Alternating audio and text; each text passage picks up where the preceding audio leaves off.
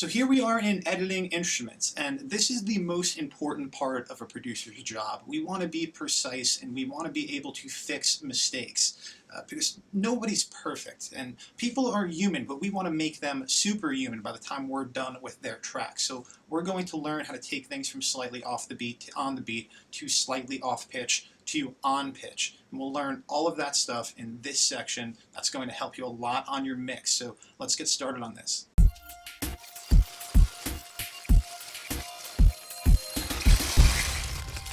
Welcome behind the board to Elastic Audio Basics. Elastic Audio is a great little function in Pro Tools. It lets you stretch audio, it lets you condense audio so that you can do whatever you want to it in order to conform it to what you want to do. Usually I like to use it on drums, sometimes even on guitar or vocal, but we're going to focus on just a single track of drums to start off. First of all, these transients are a little small for me. Let's make those bigger by going up here to our magnifier and just pulling it up. Now that looks way better to me. That's how we're going to start getting working on this. I'm going to play back the click track and the snare drum at the same time, and you'll see that this is not perfect. This is a little bit off everywhere. Take a listen.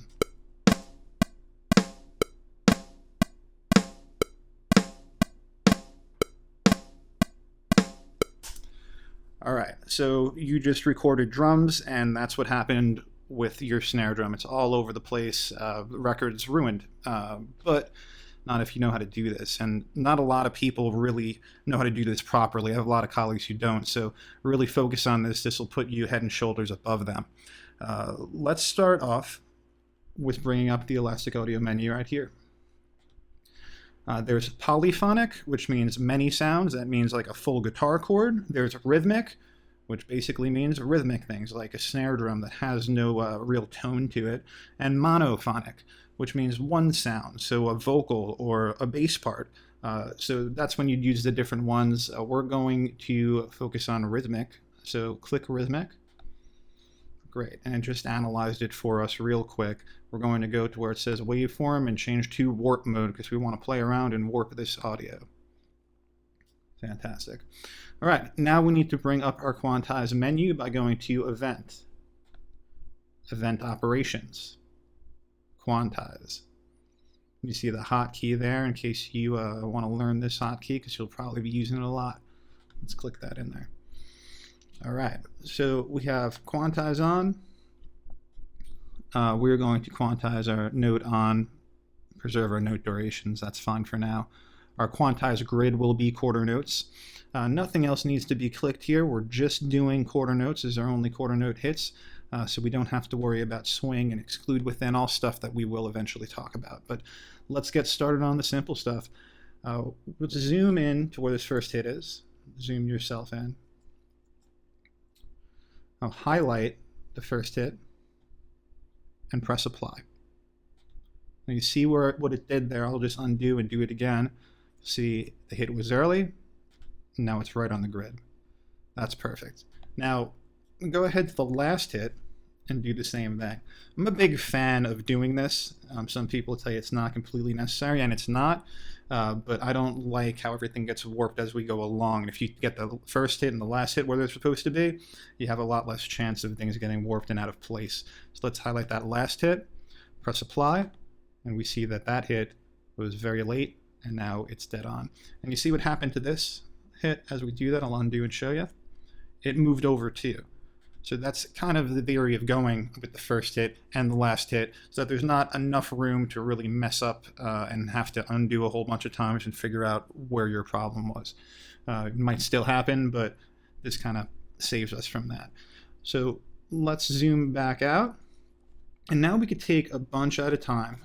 We'll take this much at a time. We'll zoom in to see what it's doing, and we'll press apply.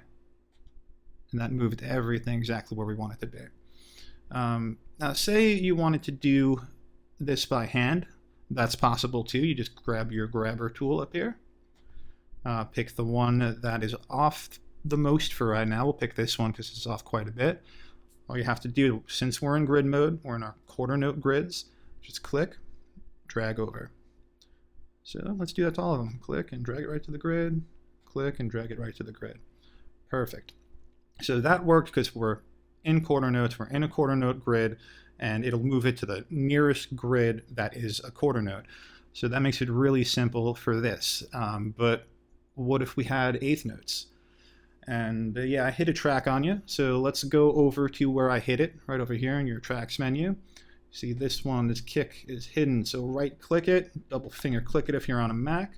Show and make active. Perfect. There it is, just sitting there. So let's get out of our hand tool, back to our selector. Let's zoom out a bit. And let's get working on this one. So we know that this is also rhythmic. So we'll go to rhythmic. And we want to see the warp, so let's go to warp. Perfect. You see in the warp mode, it kind of shows you where the transients are, where they're detecting the transients. So that's what warp mode allows you to do. Let's hear what's wrong first.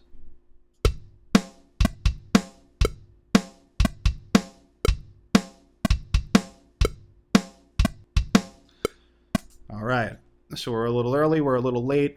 It's not massively terrible, but it will mess up your record, so we're going to fix it. Let's highlight our first one. Press apply. Highlight our last one. And press apply and see what happens here. All right, it moved it to the wrong area because we now have eighth notes that we're working with. So let's undo that. Let's change our grid to eighth notes. And let's change our quantize grid to eighth notes. Now let's zoom in and try to get that last fellow one more time for us. See, that's our grid mark right there. So we want this guy to move to the left a little bit, which I think it will do. Oh, perfect, that's exactly what we wanted. So let's go back to the top and make our way through that. Highlight these three hits, press apply, and we're right on the grid, we're right on the grid, and we're right on the grid. Perfect. Let's highlight the rest of them and press apply, and this should work for all of it.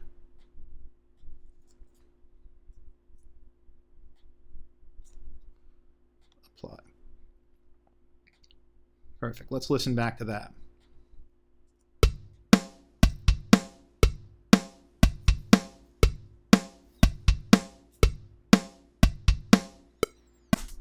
All right, great. We know how to do that. It's pretty much the simple way of doing everything. But now what I want to show you is how much we really can manipulate what we have here. So let's play around with this bass drum pattern and start moving things to 16th notes, which is twice the speed of these eighth notes. So let's click on that. Let's go to this second hit, zoom in on him, go to our grabber, grab him, and move him back just 1/16th note. Uh-oh. Means our first hit didn't do what we wanted it to. I'll move that guy back too. That first hit didn't get picked up by our transient finder. So that's the type of thing that can happen if you don't get your first transient and your last transient. So it's actually kind of good that that did happen. That's what we want to avoid. We want to avoid the song being elongated and us just having no clue where something's supposed to be. So you always want to get your transient on the first one, get your transient on the last one, and then start going through the whole middle. All right, so we move this over to the left one. Let's go back to our selector tool and listen to what that does. All right, so our beat changed completely there. Zoom back out. We're going to change every other one of those.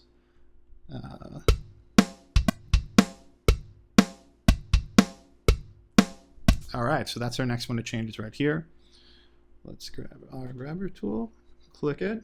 Remember, lightly to the left, just one grid, and it's always going to lock you to the grid, so that's perfect. All right, so we changed every other one, and now we have a new beat here.